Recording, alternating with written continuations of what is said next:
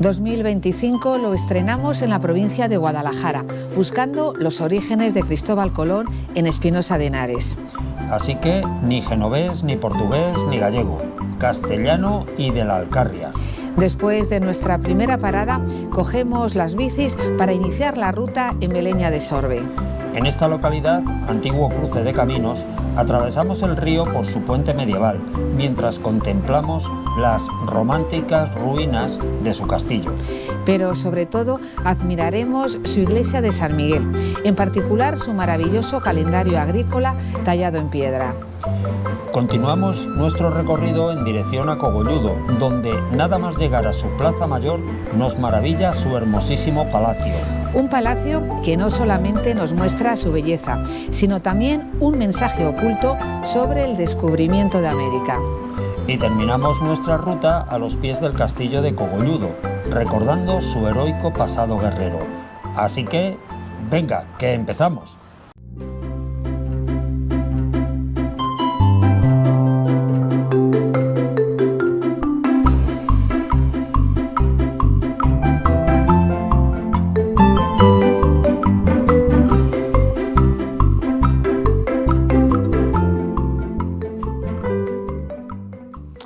Hola, aprovechando que estamos en invierno y que los días son muy cortos, vamos a hacer una pequeña ruta entre Beleña de Sorbe y Cogolludo, en la provincia de Guadalajara. Pero de camino allí nos vamos a detener aquí en Espinosa de Henares, porque según el historiador Ricardo Sanz y su hijo Alfonso Sanz, Cristóbal Colón nació aquí, en Espinosa de Henares. Según esto, Cristóbal Colón no sería ni gallego, ni genovés, ni mallorquín, sino castellano y de la Alcarria. Y hay que decir que en Espinosa de Henares se toman muy en serio este asunto.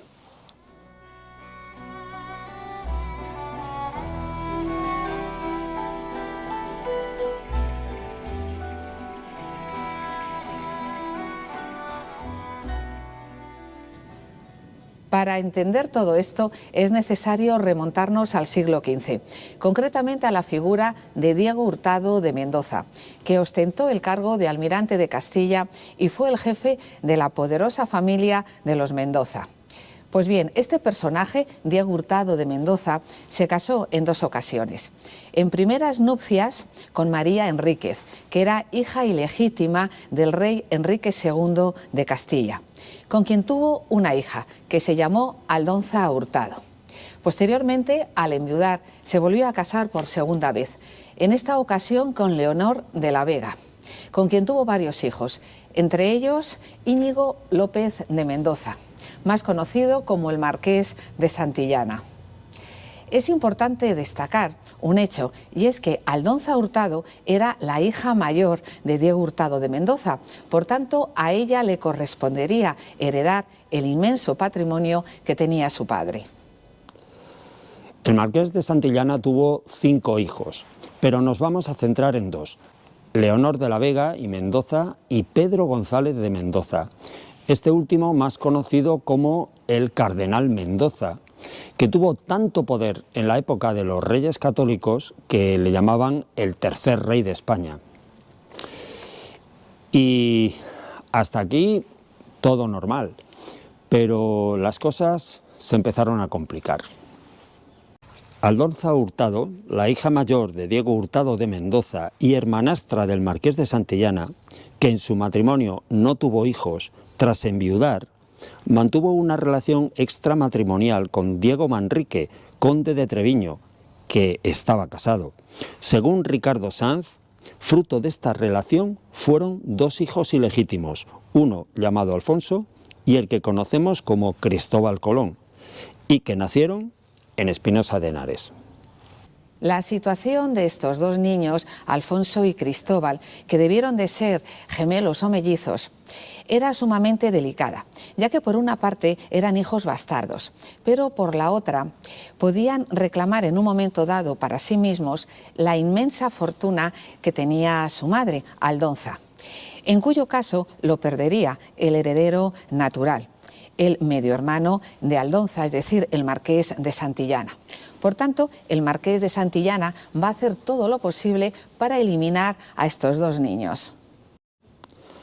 Según Ricardo Sanz, el marqués de Santillana logró eliminar a uno de los dos hermanos, el llamado Alfonso, pero no pudo hacerlo con el otro. Parece ser que Aldonza, que murió al poco tiempo de dar a luz, dejó en su testamento la suma de 13.000 maravedís a un tal Cristóbal Genovés. ¿Y quién sería este personaje? Pues bien, según Ricardo Sanz, era el marido de la nodriza que se contrató para cuidar a estos dos niños, a Cristóbal y Alfonso. Este matrimonio los crió como si fueran sus padres adoptivos y, de hecho, le dieron el nombre del padre a uno de ellos, a Cristóbal. Cristóbal, cuando tuvo 7 años, fue convenientemente ocultado en un monasterio que tenían los frailes jerónimos en la localidad de Lupiana, muy cerquita de Guadalajara, para evitar que sufriera la misma suerte que había tenido su hermano Alfonso. Todo lo que hemos visto hasta aquí explica una serie de hechos curiosos en la vida de Colón, como por ejemplo que firmaba como Cristóforo Columbo de terra rubea, es decir, de tierra espinosa. También afirmó en una ocasión que no era el primer almirante de su familia, algo imposible si, según la versión oficial, era hijo de un lanero genovés. Y por otra parte, un dato muy interesante. En su primer viaje, en el descubrimiento de América, la primera isla que descubrió la llamó San Salvador, porque evidentemente le había salvado después de tanto tiempo de travesía. Pero la segunda isla que descubrió la bautizó con el nombre de Concepción, que era el nombre de la Virgen a la que estaba consagrada la iglesia de Espinosa de Henares en el siglo XV. También explicaría en las capitulaciones de Santa Fe el empeño que tuvo en recibir el título de almirante, que era el título de su abuelo. Y también el hecho de que cuando diseñó su escudo de armas, en la parte inferior puso la banda de Castilla, que era el blasón de la familia Mendoza.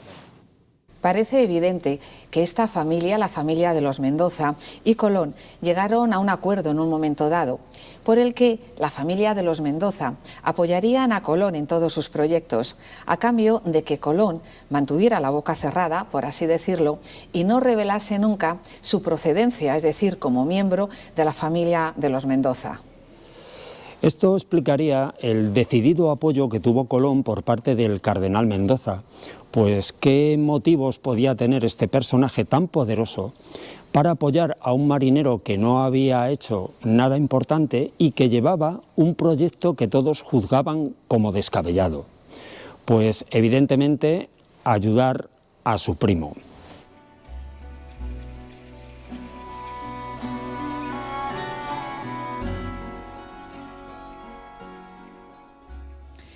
Bueno, y ahora ya, después de esta exposición sobre la teoría del supuesto origen de Cristóbal Colón aquí en Espinosa de Henares, ahora ya vamos a coger nuestras bicicletas y nos vamos a ir hasta Beleña de Sorbe, donde allí vamos a iniciar nuestra ruta en bicicleta. Antes de marcharnos de Espinosa de Henares, nos hemos encontrado con sus majestades los Reyes Magos, así que no hemos podido evitar pararnos para saludarles y pedirles que nos traiga muchos regalitos el 5 de enero, que ya queda muy poco.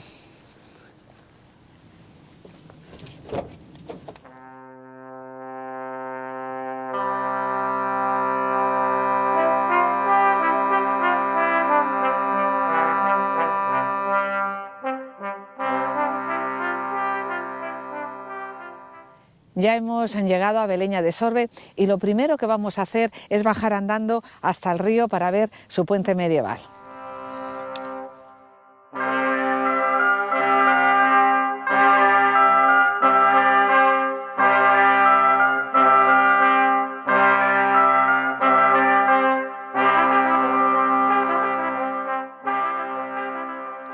Beleña de Sorbe es una localidad que hoy día está bastante apartada de las principales vías de comunicación, pero en la época musulmana debía ser un sitio por donde había un gran trasiego de personas, porque está sobre la antigua vía que unía Madrid con Talamanca de Jarama y continuaba hasta Cogolludo y después seguía hasta Atienza.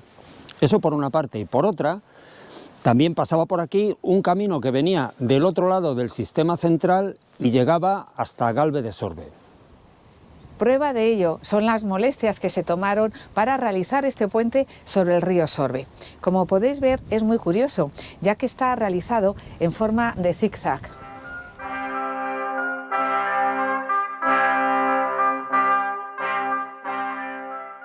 Y por cierto, es uno de los dos únicos puentes de Guadalajara que conserva todavía casi intacta su fábrica medieval.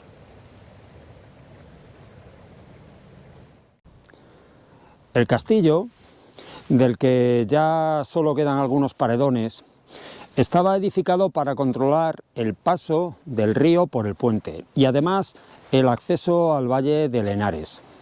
Fue conquistado definitivamente por Alfonso VI y durante generaciones perteneció a la familia de un tal Martín González, hasta que se hizo con él la todopoderosa familia Mendoza.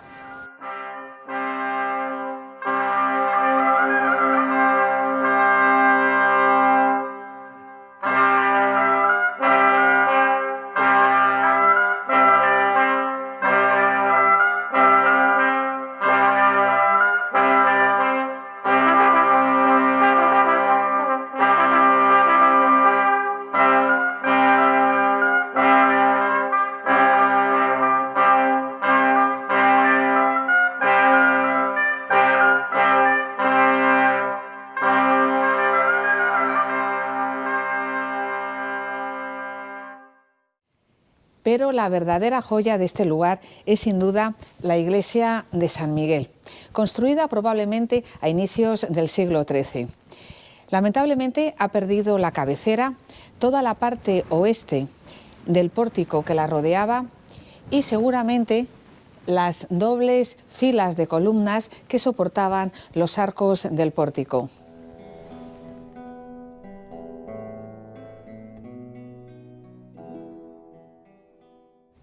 Los capiteles de las columnas tienen una decoración vegetal muy sencilla y los canecillos del alero están también muy deteriorados.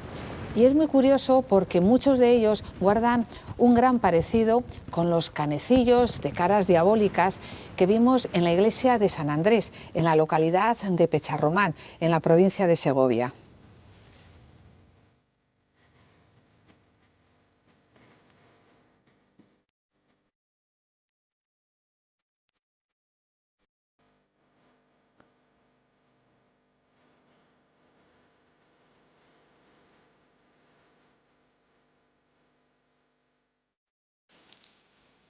La puerta conserva, sin embargo, todo el encanto que en su día tuvo. En la parte izquierda tenemos dos columnas con dos capiteles que representan algo que seguramente tiene que ver con el pecado original. En la más de la izquierda vemos a un ser coronado que está vistiendo o desvistiendo a otra figura y un hombre aparece al lado desnudo y en actitud vergonzante. Seguramente se trata de Dios desvistiendo a Eva mientras que Adán está ya desnudo. En el otro capitel es un poco más raro porque está muy deteriorado. Vemos a una figura central que es atacada por dos seres monstruosos. En la parte de la derecha tenemos una escena que se interpreta mucho mejor porque los capiteles están mejor conservados. En el izquierdo vemos a las tres Marías y en el derecho vemos a un ángel que está anunciando la resurrección de Cristo y detrás a los soldados durmiendo. Lo verdaderamente original está encima, en una de las arquivoltas de la puerta de entrada. Se trata de un hermosísimo calendario agrícola tallado en piedra. En la primera dovela vemos a un ángel que da paso a todo el calendario. Enero viene representado con la matanza del cerdo. Es extraña la representación de este mes de esta manera, ya que en otros calendarios hemos visto esta figura, pero en los meses de noviembre o diciembre. Parece ser que esta imagen obedece a la tradición bizantina. Febrero, hay un anciano calentándose al fuego y enseñando sus genitales. Esta iconografía exhibicionista también la hemos visto en otros calendarios. Según el medievalista Manuel Castiñeiras, se debió de originar aquí este tipo de iconografía, en este templo. Marzo, un campesino sale a podar las viñas. Abril, una doncella con flores. Es el inicio de la primavera. Y mayo, un caballero cazando con halcón. Este era el mes típico de las expediciones de guerra y de las cacerías. Junio, un campesino arranca las malas hierbas. Julio, un campesino siega el cereal con una hoz. Es muy reveladora la imagen de un botijo junto al campesino, señal de que en este mes de julio siempre ha hecho mucho calor. Agosto, trillado de la mies. El hecho de que aparezca un campesino junto a un trillo nos está indicando que ya en esta época los tejados de las viviendas se hacían con tejas y no con paja, a diferencia de lo que vimos en el claustro de Santa María la Real de Nieva, donde también vimos un hermosísimo calendario agrícola y que os mostramos en nuestro vídeo titulado Caminos perdidos de Segovia.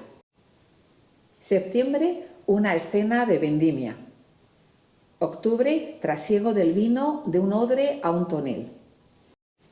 Noviembre, un campesino con un saco de semillas, un pisón para aplastarlas y una pareja de bueyes. Esta representación es particularmente interesante, ya que el campesino aparece casi de frente. Los bueyes se representan vistos desde arriba y el arado de perfil. Si nos fijamos bien, esta representación es en lo que consiste el arte cubista, es decir, representar una única imagen desde varios puntos de vista diferentes. Y lo que también nos está indicando es la total y absoluta libertad creativa que tenían los artistas del románico. Picasso dijo en una ocasión que en cuestión de pintura, desde Altamira para acá, todo ha sido decadencia. No sabemos si Picasso vio esta escultura, probablemente no, pero estamos seguros de que si la hubiera visto, habría dicho que desde el románico para acá ya está todo inventado. Y seguimos con el calendario, ya nos queda el mes de diciembre, que está representado con un banquete navideño. Y por último, en la última dovela vemos una figura con aspecto negroide, que parece ser el contrapunto del ángel que vimos en primer lugar en la primera dovela.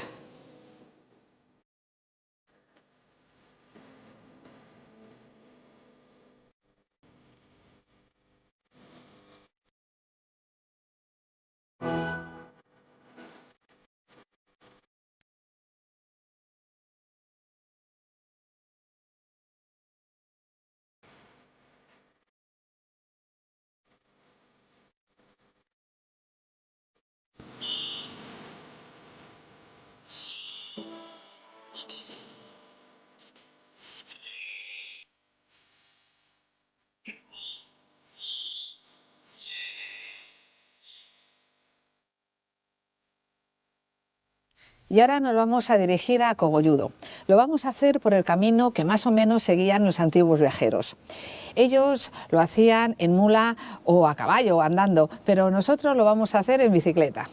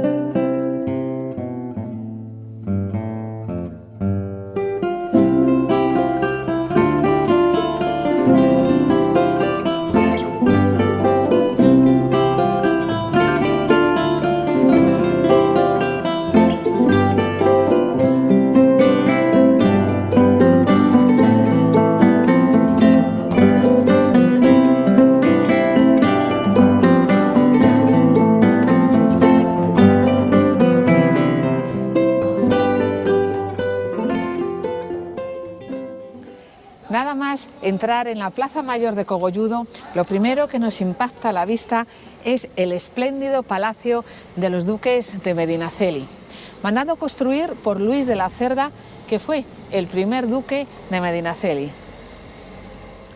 Hay eruditos que consideran a este palacio el más renacentista de la península. Se caracteriza porque le faltan torres en las esquinas, que es algo que marca mucho la forma de los palacios en España.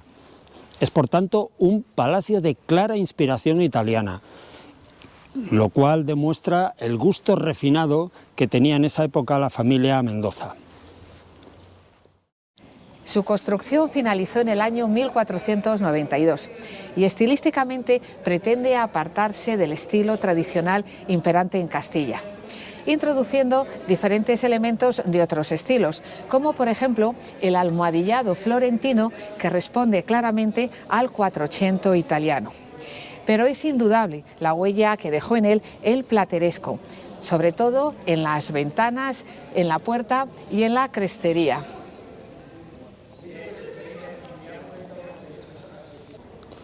Sin embargo, este palacio tiene algunos elementos bastante enigmáticos.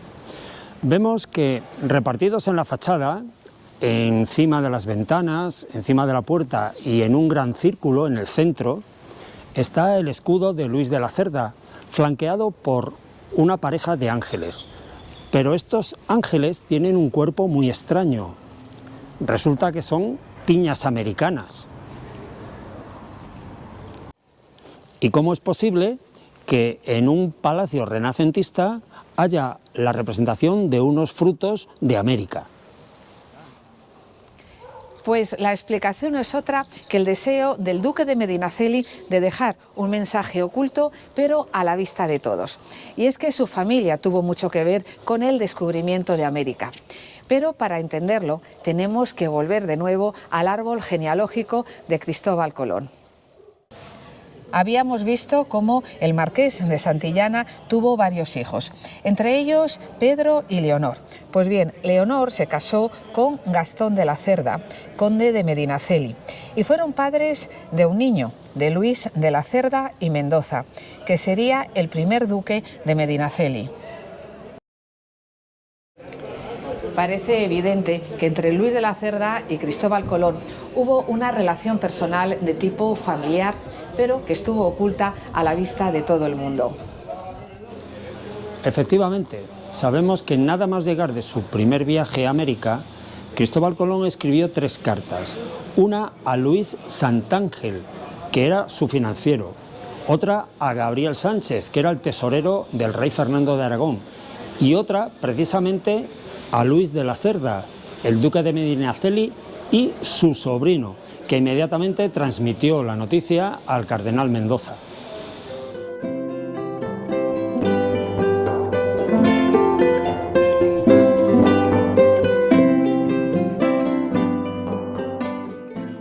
Y precisamente por esto, seguramente Luis de la Cerda quiso dejar constancia en la fachada de su palacio que alguien de su familia, porque él era hijo de una Mendoza, había descubierto un nuevo continente.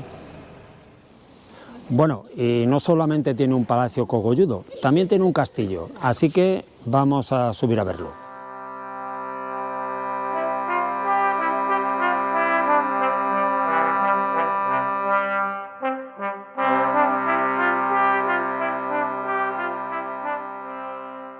Cogolludo, en tiempos de los musulmanes, controlaba una de las vías de acceso a la meseta a través de la Sierra de Ayllón, y por otra parte estaba en la importantísima vía de comunicación que unía Madrid con Atienza. Debido a este lugar estratégico, los musulmanes construyeron aquí este castillo y los cristianos, como en tantas otras ocasiones, lo reaprovecharon. El castillo durante mucho tiempo perteneció a la Orden de Calatrava, hasta que posteriormente cayó en manos de la familia Mendoza y finalmente en la de los duques de Medinaceli.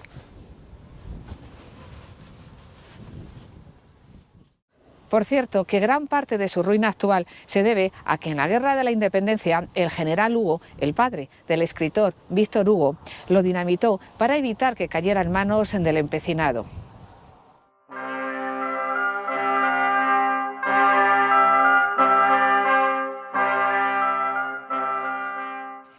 Y aquí termina ya nuestra ruta. Como habéis podido comprobar, es asombroso la cantidad de historias apasionantes y de tesoros que podemos encontrarnos en tan pocos kilómetros. Bueno, lo que os hemos contado de Cristóbal Colón es simplemente porque estábamos en el lugar adecuado, pero esta teoría nosotros no tenemos elementos para decir que sea ni cierta ni falsa. Lo que sí estamos seguros es que Cristóbal Colón no se suscribió a nuestro canal, pero vosotros sí podéis hacerlo y darle al botón de me gusta, distribuirlo entre vuestros contactos y si queréis también dejarnos algún comentario, porque eso nos ayuda a hacer mejor nuestros vídeos. Y aprovechamos también para felicitaros el nuevo año 2025 que acabamos de estrenar y con el deseo de que sigáis acompañándonos a lo largo de todo este año y que os animéis a coger las bicicletas y a realizar algunas de las propuestas que os estamos narrando en cada uno de nuestros vídeos y los que todavía nos quedan. Muchísimas gracias y hasta la próxima. Hasta luego. Adiós.